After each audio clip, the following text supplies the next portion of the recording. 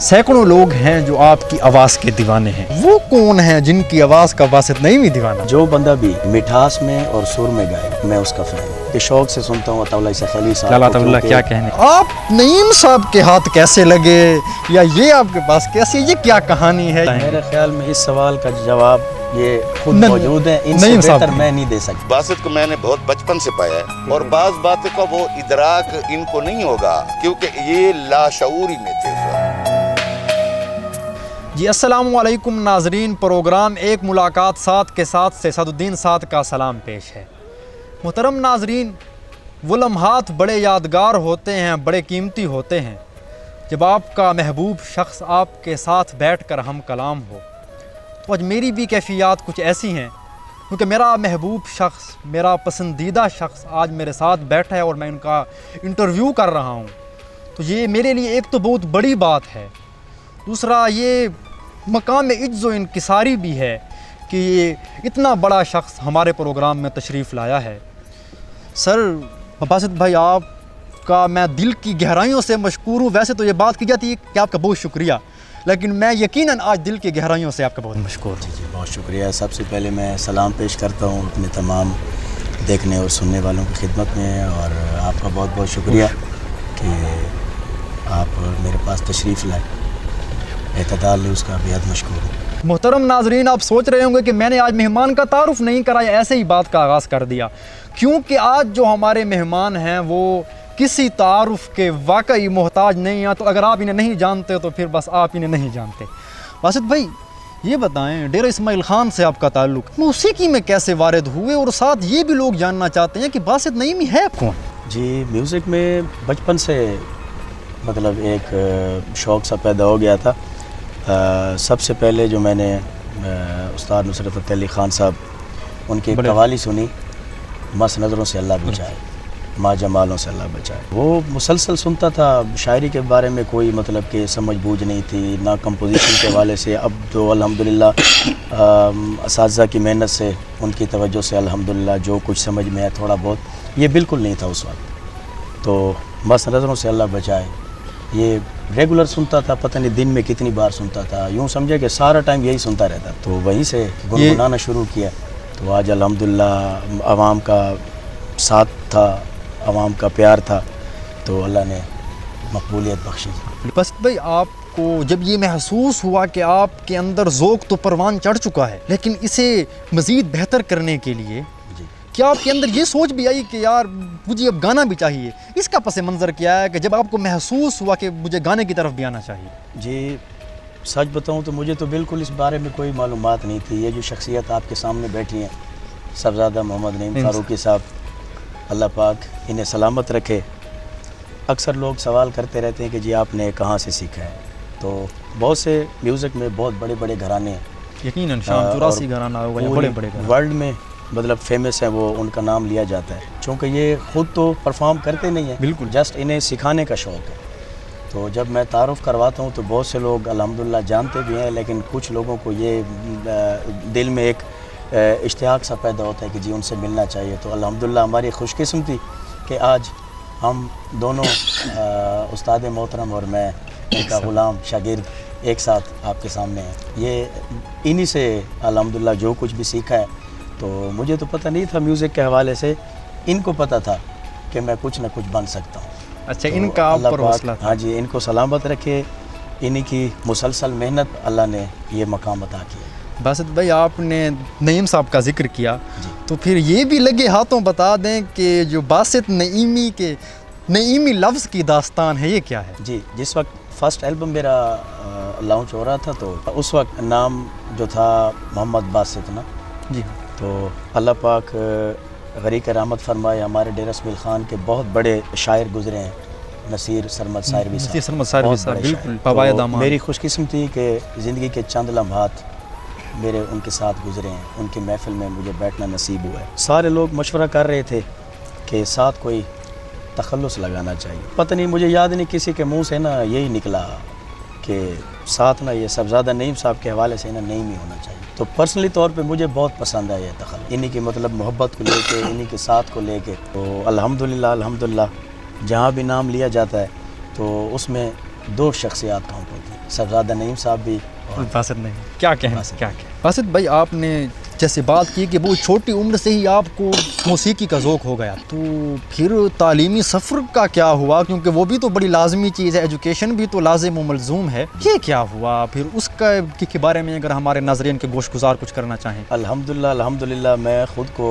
बड़ा खुशकिस्मत इंसान समझता हूँ। उसके बारे में मतलब मेरे पास अल्हम्दुलिल्लाह दलाइल है। आपने जो भी आप सवाल कर रहे हैं, मैं आपको साथ साथ ना बताता जा रहा हूँ कि खुशकिस्मती से मुझे बड़े अच्छे अल्लाह की तरफ से रास्ते मिलते गए। तो तालीम के हवाले से अल्लाह पाक उन्हें सलामत रखे।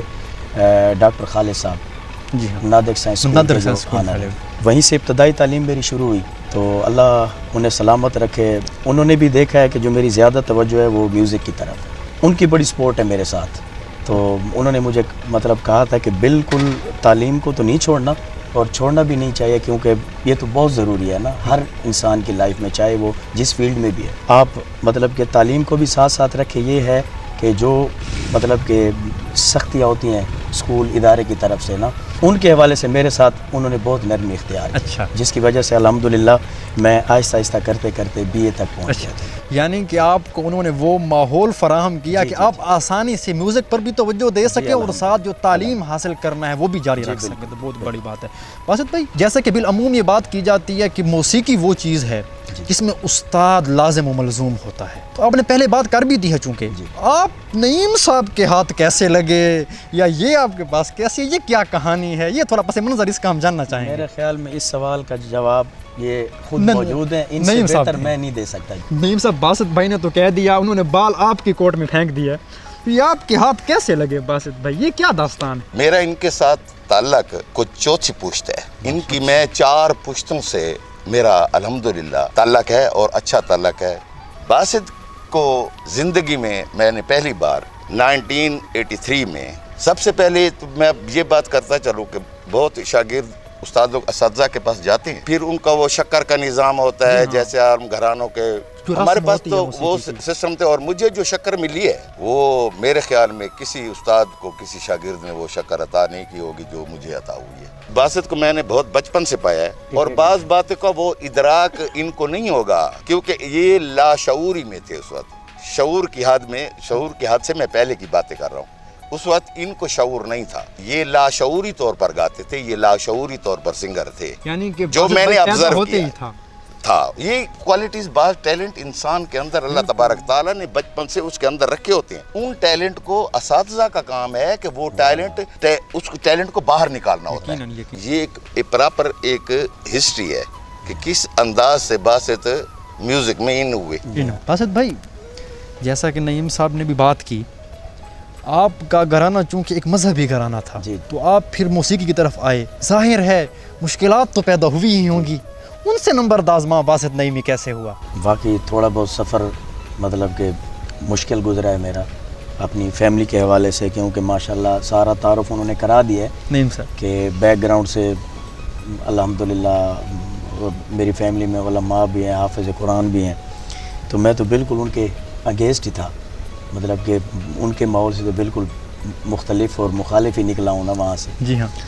तो बहरहाल बहुत सी बातें होती हैं कि बंदा शेयर कर सकता है, बहुत सी नहीं कर सकता, जाहिर। तो अल्हम्दुलिल्लाह करते करते जैसे तैसे यहाँ तक पहुँचा है। बासित भाई, सैकड़ों लोग हैं जो आपकी आवाज़ के दीवाने हैं जी। वो कौन है जिनकी आवाज़ का बासित नईमी दीवाना है? बहुत खूबसूरत सवाल किया आपने। देखें जी, जब तक म्यूज़िक की समझ नहीं आती ना जी, तो एक समझने के लेवल में भी फ़र्क होता है। अब से कुछ साल पहले तक जब ये मतलब जिस तरह अब अल्हम्दुलिल्लाह मेरा एक सेंस काम करता है म्यूज़िक के हवाले से, ये आप कह लें कि 5 साल 7 साल पहले तो मेरी ये समझ नहीं थी म्यूज़िक के हवाले से। गाने की बात नहीं कर रहा, बहुत से लोग ये ना समझे कि पता नहीं मतलब कि अपनी गाने की तारीफ़ करें, ये गाने से हट के मैं समझ की बात कर रहा हूँ, जो एक जो सेंस होता है समझने का। बिल्कुल सोचने से। तो अब ये है कि जो बंदा भी मिठास में और सुर में गाएगा, मैं उसका फ़ैन हूँ। जो बंदा भी होगा, चाहे वो मतलब मुझसे ज़ाहिर है मुझसे अच्छे ही गाने वाला होगा ना, जिसका मैंने फ़ैन होना, जी बिल्कुल, चाहे वो मतलब एक स्ट्रीट सिंगर ही क्यों ना हो, तो जो एक रियलिटी है वो तो नहीं छुप सकती। जाहिर। तो हर मीठी और सुरीली आवाज़ में गाने वाला, मैं उसका फ़ैन हूँ। क्या कहने, वैसे क्या कहने। मतलब कि शौक़ से सुनता हूँ अताउल्लाह ईसा खैलवी साहब लाला को, अताउल्लाह क्योंकि, क्या कहने, दिल से फ़ैन हूँ मैं।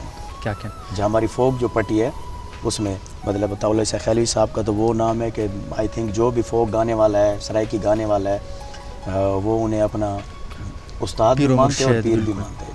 और बासित भाई मैं यहाँ पर आपकी बात काट रहा हूँ और नाजरीन को ये बात करता चलूँ कि लाला अताउल्लाह ईसा खैलवी ने भी एक स्टेज प्रोग्राम में ये कहा है कि वो बासित नईमी के फ़ैन। जी अल्लाह पाक ये उन्हें बहुत सलामत बड़ी रखे। बात ये है। तो बहुत बड़ा एजाज़ है, जो मतलब कि जब तक मेरी ज़िंदगी है ये अवार्ड अल्हम्दुलिल्लाह मेरे साथ ही है।